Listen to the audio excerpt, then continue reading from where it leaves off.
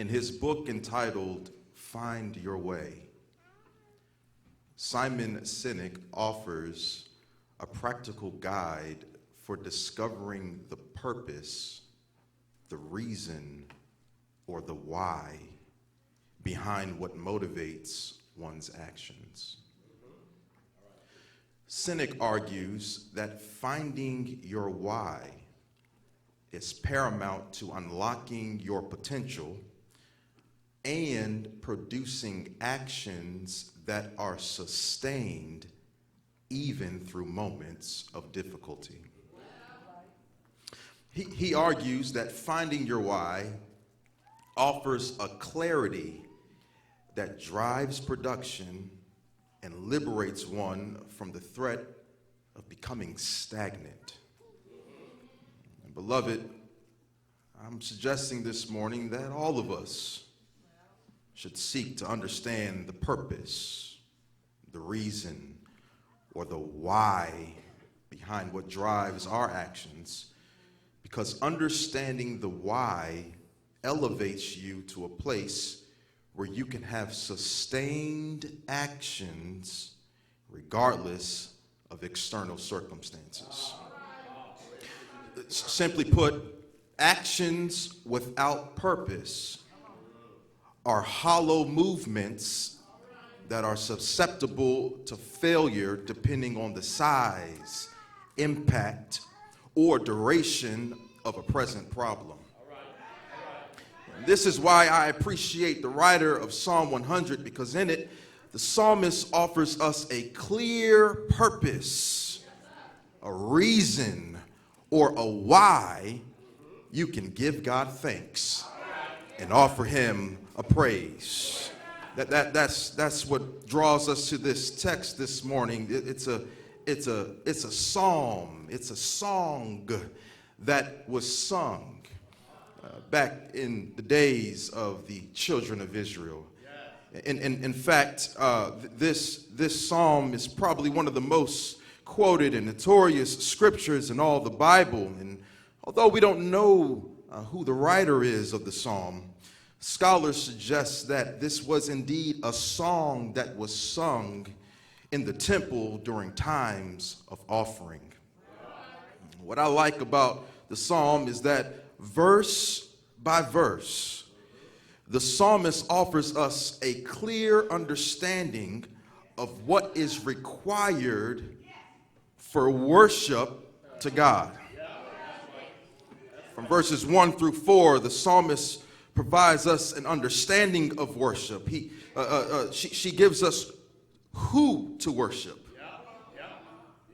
how to worship, and the psalmist also gives us where to worship.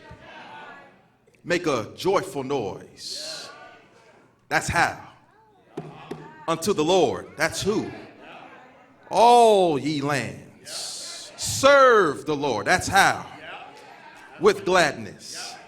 Come before his presence with singing. That's how. Know ye that the Lord, he is God. It is he that hath made us, and not we ourselves. We are his people and the sheep of his pasture. Enter. Where? Into his gates. With what? Thanksgiving. And into where? His courts. With what? Come on, help me preach it, y'all. Be thankful unto him and bless his name. I like that. Again, 1 through 4, the psalmist is giving us who to worship, giving us how to worship, giving us where to worship. But when you get down to verse number 5, there's a subtle pivot. The psalmist is no longer telling us who to worship. They already did that. They're not telling us how to worship. They took care of that already. They're no longer telling us where to worship. They did that already. Now, when you get down to verse number 5, the psalmist transitions to why you should worship. I told you I grew up in a little church up in Silver Spring, Maryland, and it's called Round Oak Missionary Baptist Church. Still stands there. And as a young boy growing up at Round Oak, Deaconess Annie Hungerford, she's the mother of the church now. She would often stand and she would recite the 100th Psalm, and she would get all the way down to verse number 5, and she would say, "Be thankful unto him and bless his name." And then she would immediately scream out, "Why?"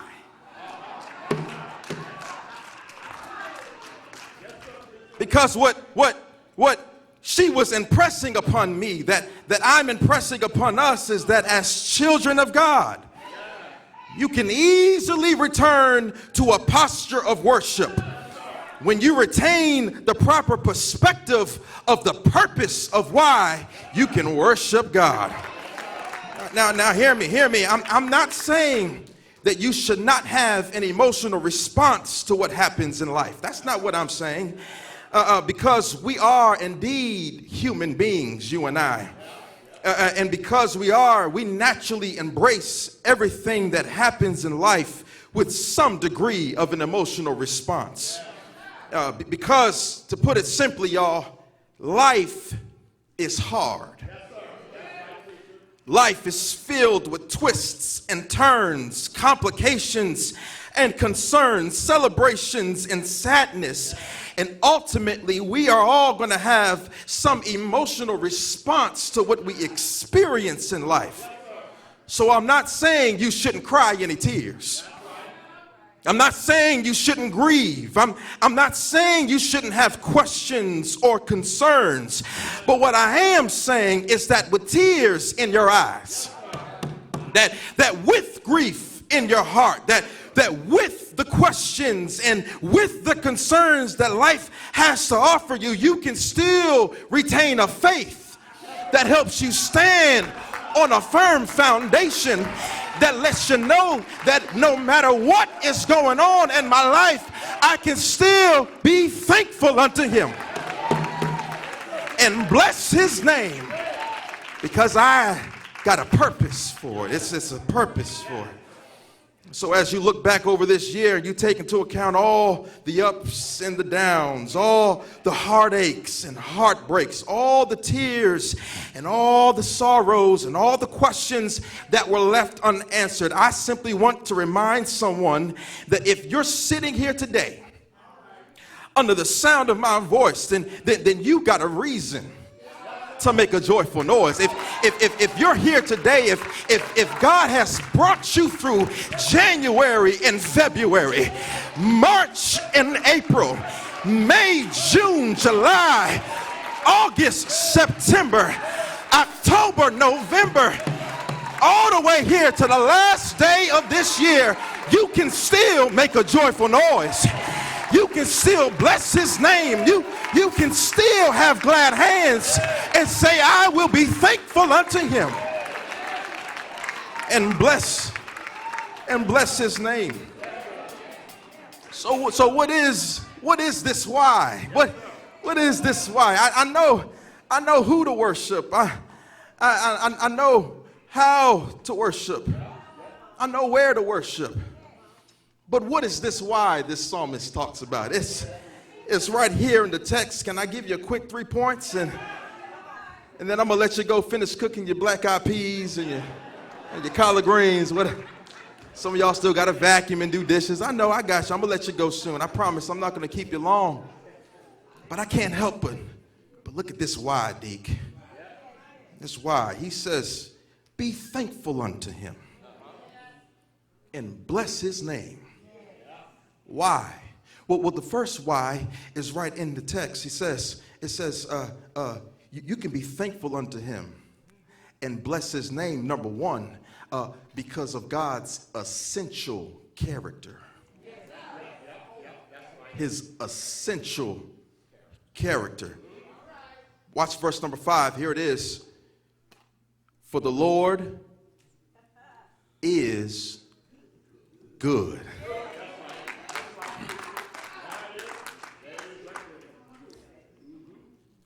For the Lord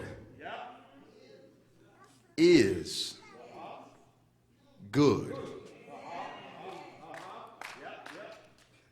Notice the psalmist does not say, for the Lord does good things. No, the psalmist starts off by pointing us towards the character of God. This is interesting, but it's a poignant point here because this lets us know that worship should start with who God is. The foundation of your worship, your adoration, your love towards God should not be based off of what God simply does for you. It has to be rooted and grounded in who God is. Because, yes, God does good things for us, but God's hand can sometimes be strange. Sometimes God's hands appear to do strange things. And in fact, I don't know if you know this or not, but you and I, we serve a rather strange God at times. Yeah. When I think of the strangeness of God, I think of the name of God. It's a strange name. What kind of God would set a bush on fire and bring Moses closer and tell him to go back to Egypt and tell Pharaoh to let my people go? Y'all remember that? It's a strange God. When Moses asks him, what is your name? And he says, I am that I am. That's a strange name because it's a name that is incomplete. It's a name that has a space in the middle. It's a name that is simply a fill in the blank. I am that I am. I am what you need when you need it. I'm what you're gonna need before you even realize that you're gonna need me down the road. I'm a fill in the blank. I'm a wild card. I match with anything on the table. I am what you need. I am that I am. That's a strange name. But not only is his name strange, but some of the things that we read in the narratives about him are strange. It's a strange God to open the mouth of a donkey so it can argue with its rider named Balaam. It takes a strange God to spit on the ground and make mud with the dirt and the spit in order to use that as a tool to anoint and heal a blind man. That's a strange God. It takes a strange God to want to afflict Job by allowing Satan permission to afflict him and cause all this havoc in Job's life just to prove Job's faithfulness. That's a strange God. And what the psalmist is telling us is that when you can't understand the hand of God, you can always trust the heart of God, which is why he starts with the foundational truth that God is good. He's good when it hurts. He's good when it doesn't feel good. He's good whether I got food on the table. He's good whether I only got a little bit of gas in the car. He's good all the time. Hey, I said God is good. It's his essential character. My late grandmother, my late grandmother, name is Ruth Ann Jones. I miss her to death, y'all. She could cook her tail off. God have mercy. she could throw down in the kitchen, and I miss her so much because one of my favorite meals or dishes that she would make was her homemade yeast rolls. Let the church say amen. They were soft, they were buttery, they were brown on the top. Oh my God, they broke up. They just, you could eat them for breakfast, lunch, and dinner. It didn't matter what the time of day or anything. And we would pop them like popcorn. It was just the homemade yeast rolls. Well, I can remember one time when I was little, I never really saw her make the rolls. I just knew she could make them. I never saw her make them, but I just knew she could do it. It was in her to do it. And so one day I went into the kitchen and said, Grandma, can you please make me some yeast rolls? And she was sitting down and she got up. She said, yeah, baby, I'll make you some rolls. Indeed, the first thing she did was she went to the fridge. She got some eggs. She came back and I said, Grandma, I don't want any eggs. I want some homemade yeast rolls. Grandma said, I know, baby, I heard you. Just give me some time. She went up into the cupboard, got out some flour. I said, Grandma, I don't know if you heard me or not. I don't want any flour. I want some homemade yeast rolls. She said, baby, I heard you. Just give me some time. And then I saw her go into the fridge, get out some butter and some more ingredients here and there. And I said, Grandma, I don't want none of that. I want some homemade yeast rolls. And she said, baby, I heard you. But what you don't understand is that these are the ingredients.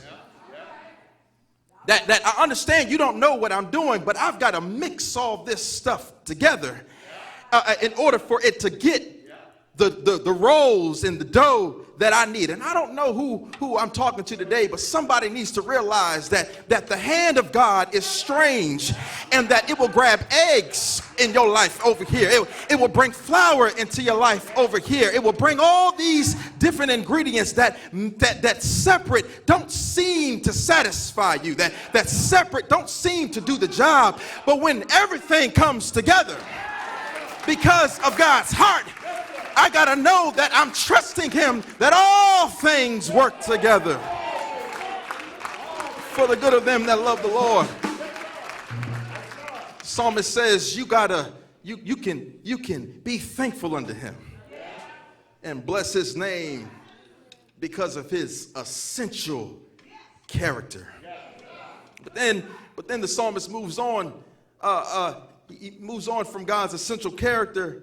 And then he says, not only can you be thankful unto him and bless his name for his essential character, but you can also do it because of his everlasting mercy. Be thankful unto him and bless his name, for the Lord is good. His mercy is everlasting. It endureth forever. It is everlasting.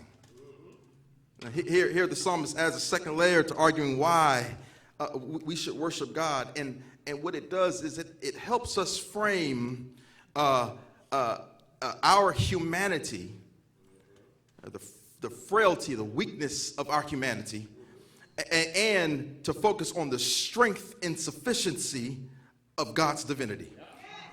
That it's his mercy. Now, I need you to understand this. The word in the original language is more than just mercy. It's mercy, love, kindness, tender-hearted. It's an array of words that simply put, it lets us know that how God deals with us kindly is an extension out of God's heart and love for us. I like the way the psalmist says, because the psalmist says that it is mercy. But not only is it mercy, but it's a mercy that endures. It's everlasting. It's everlasting mercy. It's a mercy that has no end. This term everlasting, it paints the picture of a man walking to the horizon.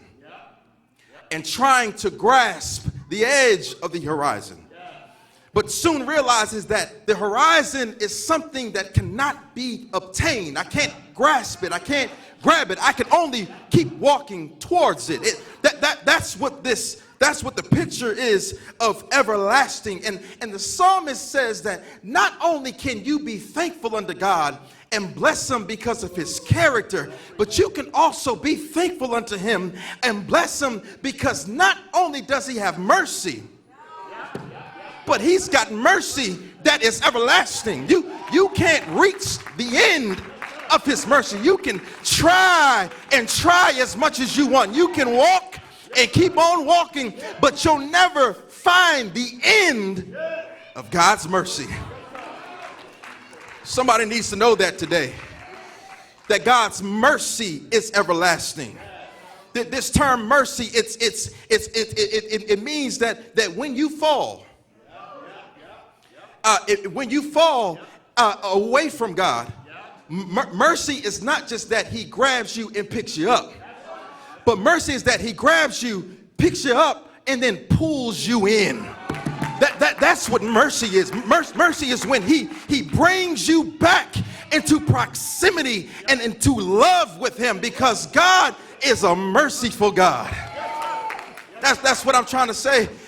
In fact, the best picture I like about God's mercy, it's about a guilty sinner standing in a courtroom before a judge, and the judge hears the sentence, or the judge hears the claims against the guilty sinner. And what the judge does is, before the judge hits the gavel, he takes off his robe, walks down off the stand and stands next to the guilty sinner, and becomes not the judge but his lawyer. He becomes the lawyer, and essentially he starts pleading with the judge on the sinner's behalf. But then after he does that, he steps from the side of the sinner and sits in the jury box and finds the convicted sinner innocent and not guilty. And then after he leaves the jury box, he goes back up to the stand of the judge, puts back on his robe, and hits the gavel and says, "I find you innocent." That's mercy. And what I'm saying is that God does this over and over and over and over and over again, because his mercy, his mercy is everlasting. That's why I believe the saints of old said, the blood that Jesus shed for me way back on Calvary, that blood that gives me strength from day to day, shall never lose its power, because it reaches to the highest mountain, and it flows to the lowest valley. The blood that gives me strength from day to day shall never lose its power. Y'all take your seat. I'm almost done, I promise you. But you can be thankful unto him. You can be thankful unto him and bless his name for his everlasting mercy. He says, be thankful unto him and bless his name. The why, he says, because of his essential character. He's good. He says his everlasting mercy. But lastly, and I'm done, he says, lastly, you can be thankful unto him and bless his name because of God's enduring truth. His truth endureth forever. This word truth that we find in the psalm, it really is a mixture of concepts to form one. What the psalmist is saying is that it's that his promises are faithful. In other words, that God is faithful to his word. That when God promises something, it's true. It is impenetrable. It is tried and true. In other words, you can take it to the bank. Go on, cash that check, Doc. Because if he said it, it shall come to pass. And so the words that the psalmist uses, the language that she uses is that his truth endureth forever. When we think about these promises of God, what the psalmist is really thinking about here is the number of covenants that God made or established with the children of Israel. And when you read throughout the Bible, you will note that there are really 5 essential covenants. There's more than 5, but when you think of the pillars of our faith, there are 5 essential covenants. There's the first covenant that God establishes with Noah. That's the first covenant. In fact, if you read in Genesis that after the flood, Noah emerges, and then God comes to Noah and establishes a covenant. In the end of Genesis 8 into Genesis 9, God promises never again to destroy the earth with the flood. And as a sign of God's covenant, he said, I'm going to remind myself by putting a rainbow in the sky so that every time it rains and you and I see a rainbow, that's his truth enduring. I was trying to contain it myself, y'all, because God is saying, that's my covenant. And I'm reminding you that I'm faithful to my word. Not only is there the covenant with Noah, but there's another covenant that God kept with Abraham. In fact, in Genesis 12, when you go back and read it, God promises Abraham to make his name great among the nations. Let me move on. There's also the covenant. We call it the Mosaic covenant. It's the covenant that God makes with Moses right when they get to Mount Sinai in Exodus 19. That God comes and enters a covenant with the children of Israel and promises them that you will be my treasured people. Then after that, you have the Davidic covenant, which is simply when God covenanted with David and promised him that his lineage, that his descendant would always occupy the throne. And then we have this new covenant. You see the covenant of Noah, the covenant of Abraham, the covenant of Moses and of David, that's for the psalmist. But us, you and I, we have something that's called the new covenant. Yeah, we don't got to worry about God not causing a flood no more. Noah took care of that with God. We don't have to worry about being a great nation. No, God promised that to Abraham.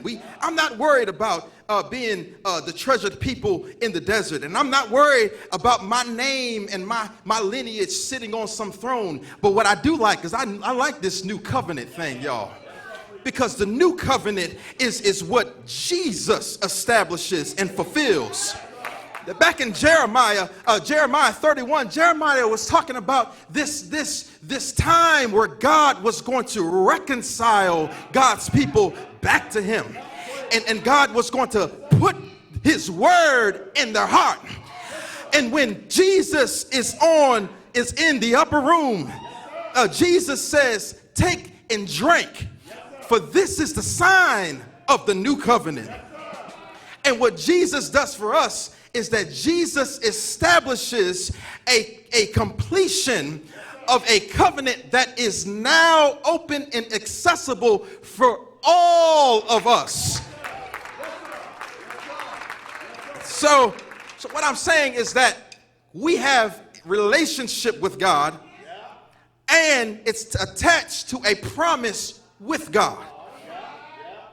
Now, why am I telling you all this? Because time after time, God has promised some things. And all I want to let you know is that God has kept his promise. That time after time, when it was with Noah, he kept his promise. When it was with Abraham, he kept his promise. When it was with Moses and the children of Israel, although they didn't keep their end of the bargain, God still kept his promise. And with David, God kept his promise. And here with the new covenant, I know that God is going to keep his promise. And all I'm trying to remind you is that time after time, moment after moment, season after season, that God has said some things to you and I. God has promised to be faithful. And if you look here now in your life, you can see that God's promises have always been true.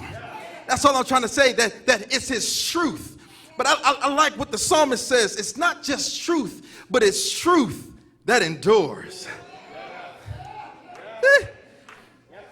When I was in high school, I ran track. And I quickly found out I ain't fast at all.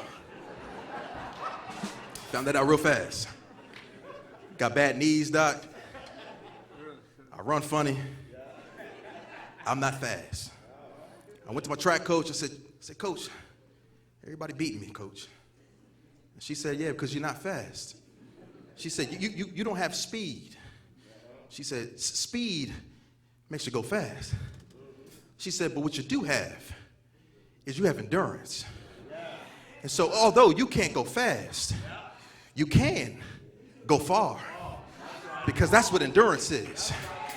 You don't need endurance to go fast. But she said you do need some endurance if you're going to go far. And I wish I had just one witness today that can simply testify that the God that I serve, he don't got to go fast with me. But I thank God that his faithfulness, that his truth, it has indeed gone far. It went far starting in January.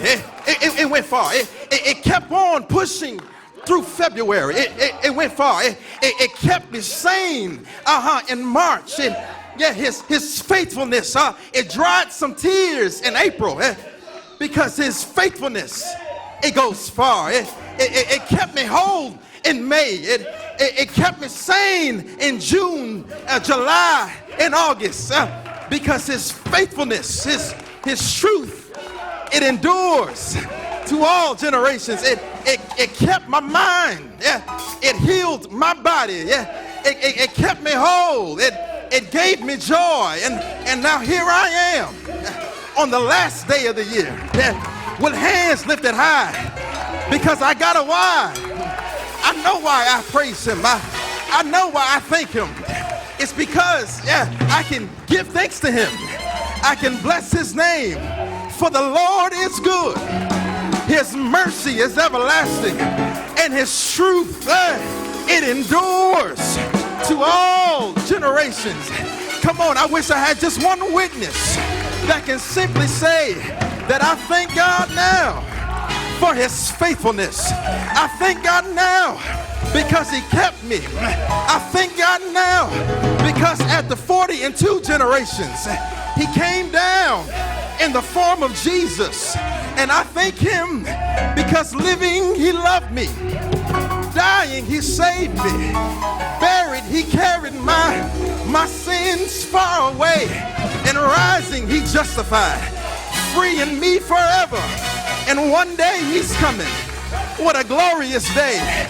So why should I feel discouraged? And why should the shadows come? Why should my heart feel lonely and long for heaven and home? Because Jesus is my portion. He's a constant friend. And if his eyes on the sparrow, hey, I know he watches me. Remember, you got a reason. You got a reason.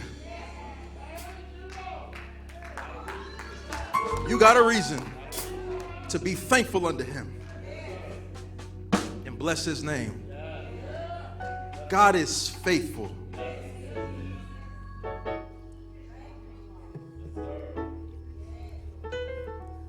God is faithful, y'all.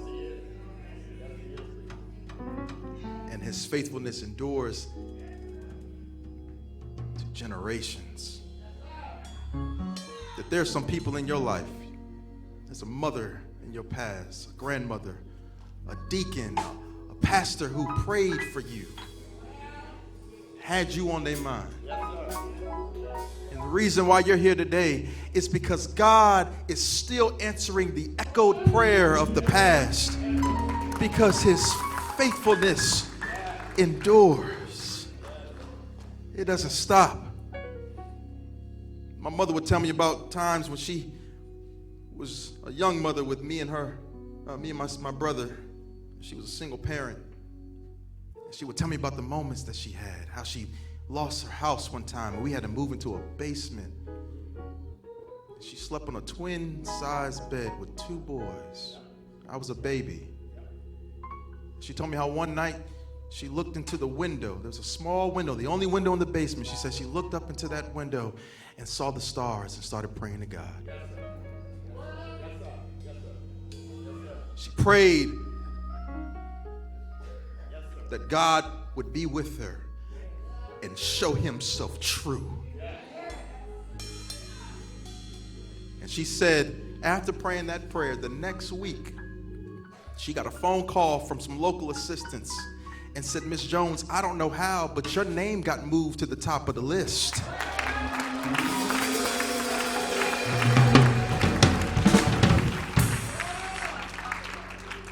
Because God is faithful.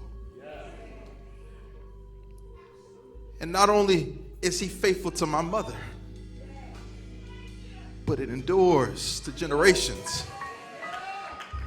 And I can remember coming home one night after moving down here. My wife and I, we were living in a little apartment out in Durham. I came home and I sat in my daughter's room. Kennedy was a baby. And I looked around the room. I had a little job. I was working part-time, making $9.50 an hour. That's it. That's all I had. And I remember coming home and sitting in her room, and I looked around at everything in her room. Clothes, bassinet, crib, toys, shoes, socks. Everything that my eyes laid on was given to me. I didn't buy any of it. It was blessed with me. And I heard God in that moment say, I was faithful to her. I was faithful to your mother. I was faithful to her mother, and I was faithful to her family. I was faithful throughout the generations. And I will be faithful to you. Because the God that we serve, his truth endures. He's faithful. So as you look back over this last year, cry your tears. Grieve. There's a lot that we went through. But always remember, you got a reason. At the end of the day, I will still be thankful unto him. And I'll still bless his name. Because he's good. He's good. His mercy is everlasting. Oh, and his truth endures to all generations.